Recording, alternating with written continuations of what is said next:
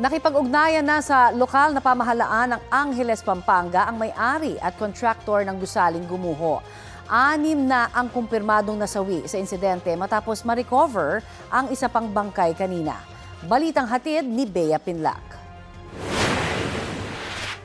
Sa ilalim ng makapal at mabigat na tipak ng semento at iba pang debris, natunton ang isa pang biktima ng pagguho ng gusali sa barangay Balibago, Angeles, Pampanga bandang alas 9 kagabi. Meron po silang naaamoy na panibagong stop operation na naman po at kailangan nilang pasukan ulit at i-search and rescue po yung biktima. Pahirapan ang pagkuha sa biktima mula sa patong-patong na debris. Gumamit ng iba-ibang aparato ang rescue team. Mag-aalauna kaninang madaling araw, na-retrieve ang bangkay ng 51 anyos na construction worker. Ito na ang ika-6 na kumpirmadong namatay sa trahedya. Ayon sa Angeles City LGU, siya ang ama ng nasawing 26 anyos na construction worker na nauna nang naiahon sa bandang entrada ng gumuhong gusali.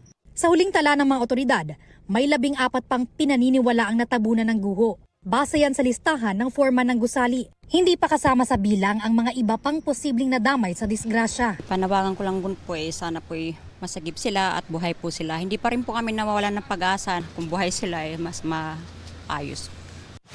Ayon sa Angeles LGU, nakipag-ugnayan na sa kanila ang may-ari at kontraktor ng gumuhong gusali na Golden Years Construction at Steelworks Corporation.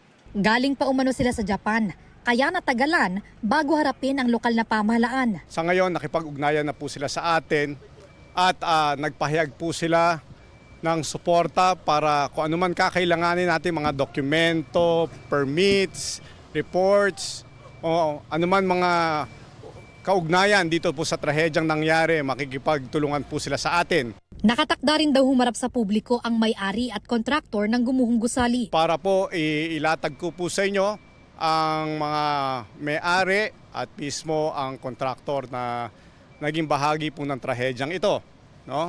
At ina-assure ko po ang publiko na magkakaroon ng katarungan at malalaman din po natin ang katotohanan sa trahedyang ito. Bea Pinlac, nagbabalita para sa GMA News.